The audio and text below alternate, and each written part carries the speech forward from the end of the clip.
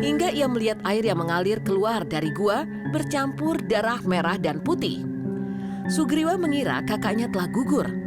Ia merasa sangat sedih dan segera menutup mulut gua dengan batu besar dan segera membawa Dewi Tara pergi kembali ke Kayangan. Di Kayangan, para dewa merayakan kemenangan Sugriwa. Dan karena Mahesa Sura telah mati, mereka memberi hadiah berupa pernikahan antara Dewi Tara dan Sugriwa. Namun beberapa malam setelah kejadian itu, Subali akhirnya bangkit dari pingsannya. Ia terkejut ketika melihat bahwa mulut gua Kiskendo sudah tertutup rapat oleh batu besar. Dengan kesaktian yang ia miliki, Subali menghancurkan batu besar penutup gua itu dan terbang menuju Kayangan. Setibanya di Kayangan, Subali melihat Sugriwa sudah menikahi Dewi Tara.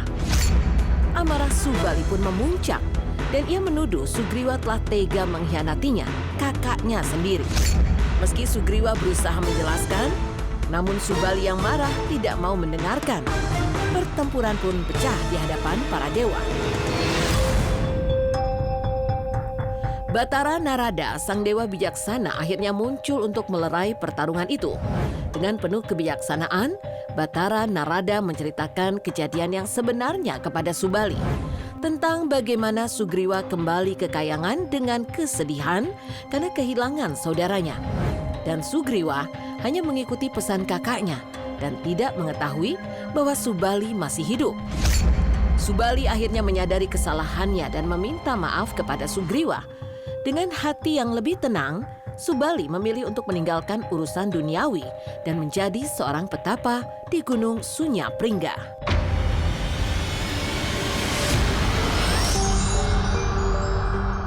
Sebagai balas jasa atas tugas mengalahkan Mahesa Sura dan Lembu Sura, para dewa memberinya anugerah ilmu kesaktian kepada Subali, yaitu ajian Pancasona yang membuatnya tidak bisa mati. Sugriwa tetap dinikahkan dengan Dewi Tara. Mereka mendirikan sebuah kerajaan baru di Gua Kiskendo. Kerajaan itu dikenal dengan nama Kerajaan Pancawati. Mereka hidup bahagia. Legenda Subali dan Sugriwa pun tetap dikenang sepanjang zaman sebagai cerita tentang pengorbanan, persaudaraan, dan takdir.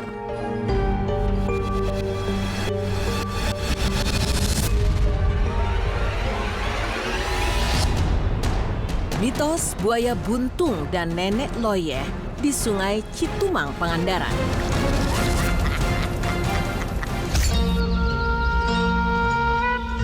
Di balik jernihnya aliran Sungai Citumang yang tenang dan mempesona, tersembunyi kisah lama yang berbisik dari arus ke arus. Masyarakat sekitar Pangandaran meyakini bahwa sungai ini bukan sekedar destinasi wisata alam, melainkan ruang yang menyimpan jejak tak kasat mata. Di sanalah legenda tentang si buntung dan nenek loyeh hidup dari generasi ke generasi, cerita tentang dendam, penyesalan, dan misteri yang konon masih terasa ketika senja mulai turun dan kabut tipis menyentuh permukaan air.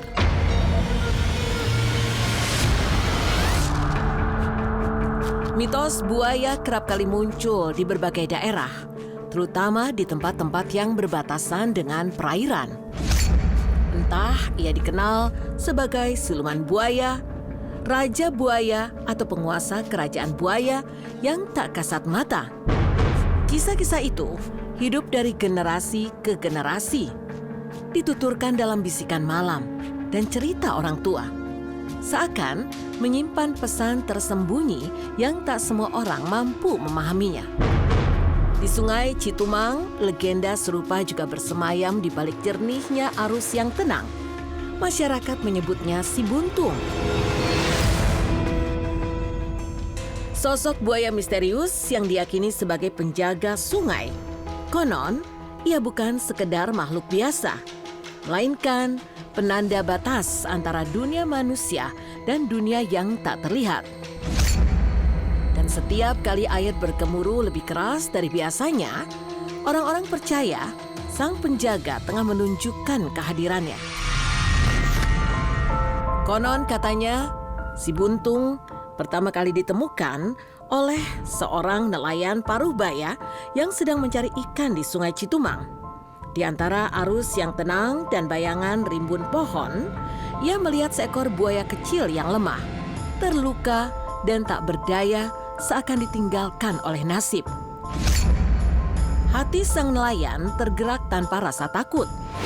Ia membawa buaya kecil itu dan merawatnya dengan penuh kesabaran. Hari berganti minggu, minggu berganti bulan. Perlahan, fisik buaya putih itu kembali pulih. Sisiknya mengkilap di bawah cahaya matahari. Matanya menyimpan kilau yang sulit dimengerti. Dalam proses merawat si buaya putih ini, sang kakek seolah bisa berkomunikasi dan mengerti apa mau si buaya.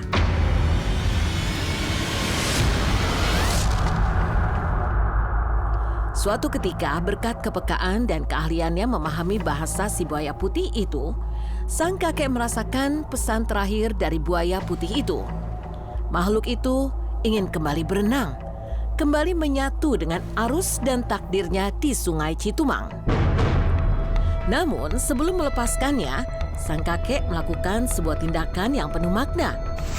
Ia memotong ujung ekor buaya putih itu sebagai tanda, sebagai ikatan, sebagai sumpah yang tak terucap. Sejak saat itu, ia diberi nama Si Buntung.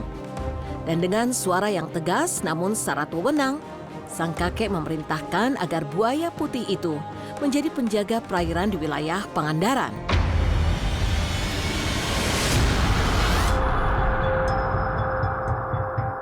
Mulai dari hulu sungai Wangkaronyok di desa Selasari hingga ke Muara Karangtirta yang bertemu dengan Laut Selatan. Tak hanya itu, titah itu meluas. Ia juga diperintahkan menjaga Sungai Sagara Anakan di Cilacap serta Sungai Pamengpeuk. Konon, arus air di wilayah tersebut diyakini tak pernah benar-benar sepi. Dan di bawah permukaan yang tenang, konon si Buntung masih berkelana. Menjaga, mengawasi, dan mengingat sumpah yang pernah dititipkan padanya. Kisah legenda Si Buntung di Sungai Citumang bukan lagi menjadi rahasia. Namun masyarakat yang hidup di sekitar bantaran sungai tersebut tak pernah menganggapnya sebagai sekedar dongeng. Mereka yang tinggal di sana kerap kali mengaku melihat sosok itu melintas di permukaan air bayangan besar yang bergerak tenang membelah arus. Tak ada suara, tak ada gelombang besar. Namun kehadirannya terasa kuat dan nyata. Konon, jika Si Buntung melintas itu bukan tanpa arti. Masyarakat percaya setiap kemunculannya adalah sebuah tanda, sebuah pesan yang akan diberikan. Entah peringatan, entah pertanda akan terjadinya sesuatu. Dan sejak itu, setiap kali arus bergerak tak biasa, orang-orang akan terdiam, menunggu isyarat dari sang penjaga sungai.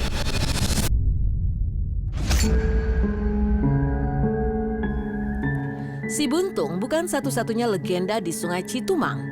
Ada kisah mitos melegenda lainnya, yaitu sosok tak kasat mata bernama Nenek Loyeh. Sosok astral lain selain Si Buntung, sang buaya putih penjaga arus. Jika Si Buntung diyakini menguasai perairan, maka Nenek Loyeh disebut-sebut menyelimuti daratan dan tepi sungai dengan bayangannya yang sunyi.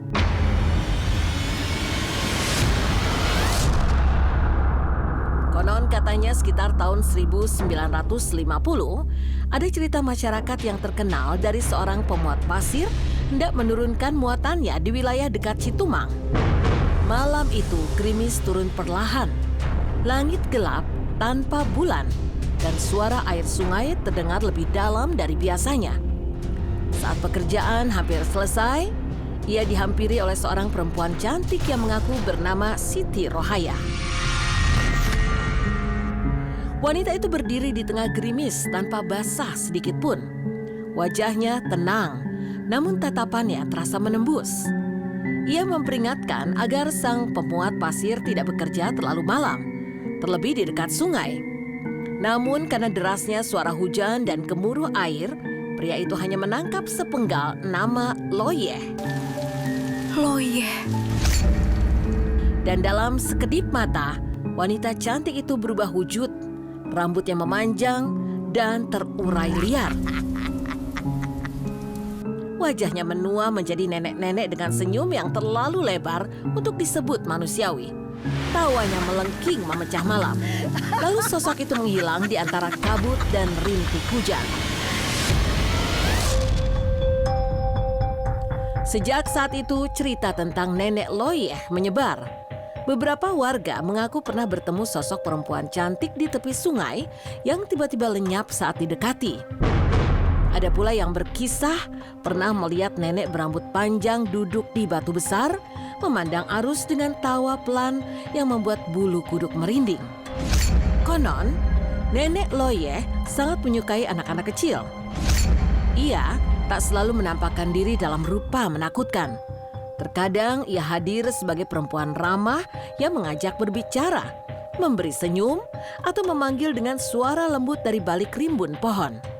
Hal itu sebabnya para orang tua di sekitar bantaran sungai selalu mengingatkan anak-anak mereka agar tidak bermain terlalu senja.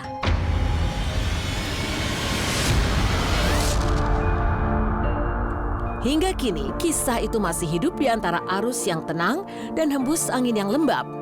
Orang-orang percaya bukan hanya si buntung yang menjaga Pangandaran.